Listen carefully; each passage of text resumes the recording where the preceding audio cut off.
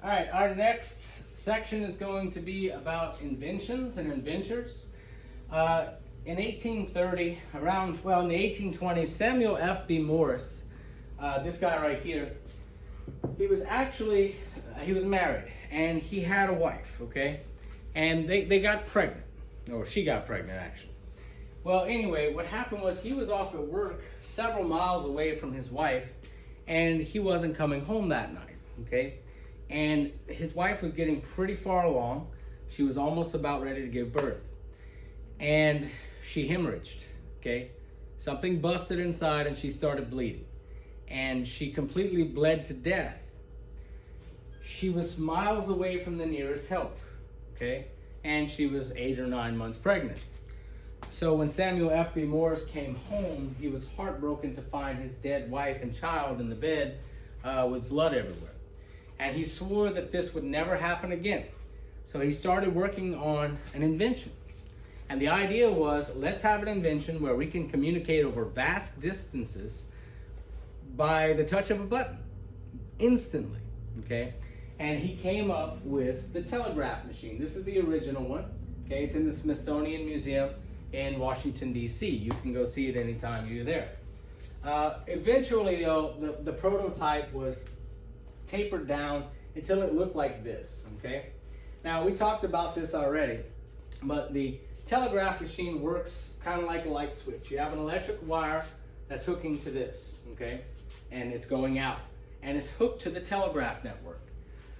So there's a connecting point. There's two little metal pieces right here. Now, when you press the button down like this, it makes these two pieces connect, and it makes a signal. So he came up with a code that he could use. You could spell out words in dots, which is a quick like that, or a dash where you hold it down, okay? So this is a telegraph machine right here. Basically, it would sound something like this. I have no idea how to do Morse code, y'all, so it's like,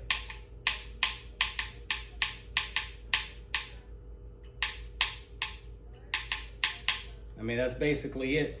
Dots and dashes there, and now you could communicate across thousands of miles within minutes, okay, at the speed of electricity.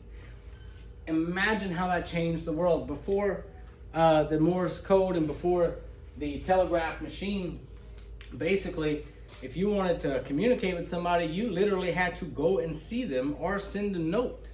Some messages would take, you know, if you're going from New York to, let's say, San Francisco, and there's no railroad, and you're just walking, that could take 8 months, okay, on horseback, and you know, through really treacherous Indian territory.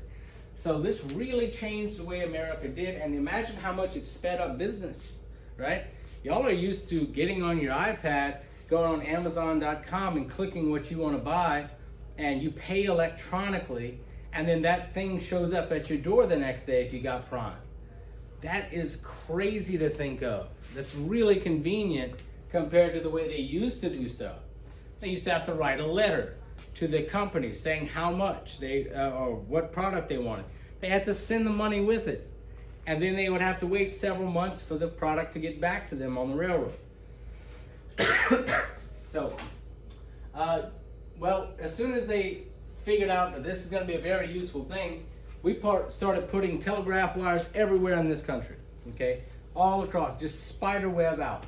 Now, just because this thing is invented doesn't mean that the whole country was wired up the first day. It took 30 or 40 years before everywhere in the country had telegraph access, okay? One big thing that they really figured out that they needed after about 20 or 30 years actually, they needed a way to communicate instantly over the Atlantic Ocean. We needed a way to trade with Great Britain at a much faster rate, and all the other European countries too. So the US government basically said, all right, whatever company can lay a telegraph cable across the entire world to Europe will get a bonus of, let's say, $10 million or something like that, right?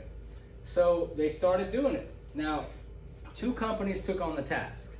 One company went across the Atlantic Ocean through Greenland and Iceland, okay? And the other company had the opposite idea. They actually took the telegraph and they went all the way from California up through Alaska, through the Bering Strait, and all the way across Russia. Well, the Atlantic company won first. They got the $10 million, and the Russian company got nothing, okay? But now we can instantly communicate with Europe. All right, some other inventions that we're gonna talk about. Okay, the safety bicycle, but let's talk about its predecessor first. This is the high wheeler. Okay, I'm sure you've seen it in old cartoons and old TV, right? So the high wheeler, the way it works is there's no chain, okay? There's no gears, there's no chain, and the front wheel is so big because the faster you pedal right here, the longer the diameter of the wheel is, and it doesn't take much motion here to actually make this thing go really fast. So a high wheeler could go between 60 and 70 miles an hour, you know? But the problem with it is your center of gravity is so dang high that it's easy to fall over. And the other problem is women really weren't allowed to ride it because their skirt would blow up in the wind and it would cause a show, okay? So in 1885, an inventor came out with a new type of bicycle that everybody bought, okay? This is called the safety bicycle. It's what you buy today, pretty much, okay? Safety bicycle is low to the ground, the tires are the same size. It uses a chain and pulley system, or a gear system, I should say, in order to safely get you around. And this really changed things for women. Now, the number one women's rights activist in American history is this lady right here, Susan B. Anthony.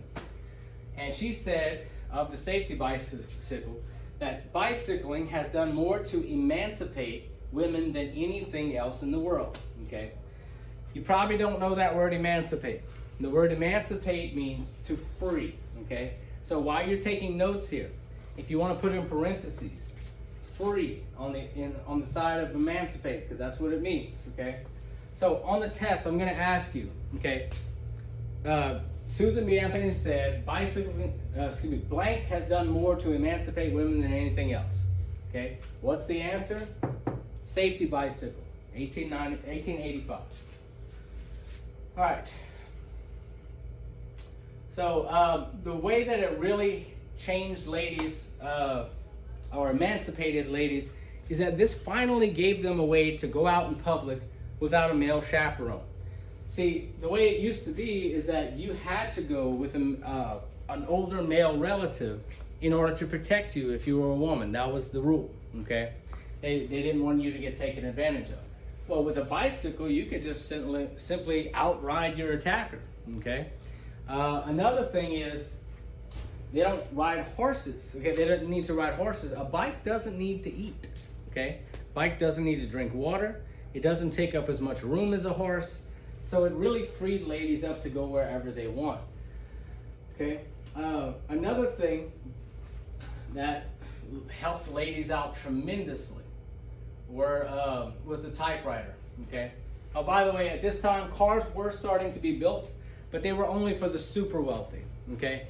At a time where Americans made $1 a day on average, the average car back then cost $10,000.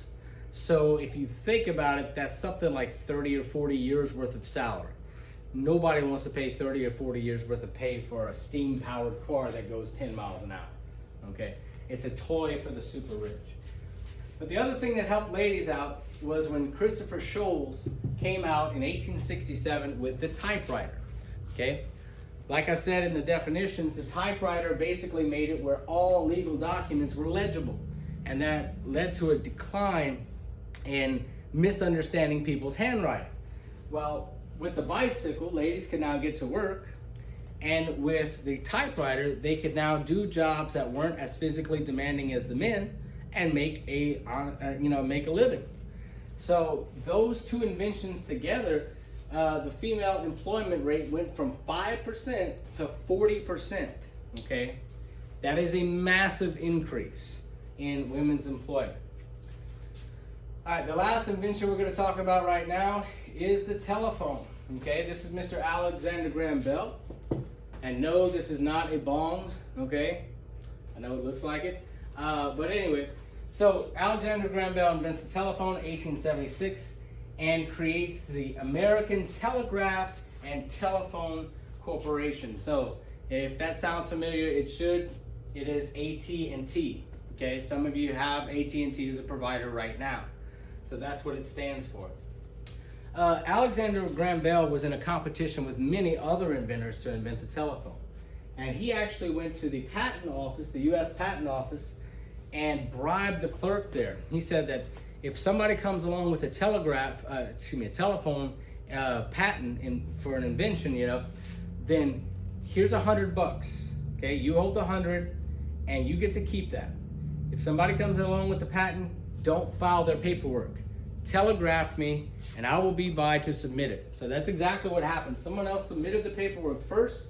The guy in charge of the patent office shoved it in a file somewhere, and Alexander Graham Bell came in, submitted his telephone patent, and he made millions upon millions of dollars because of that.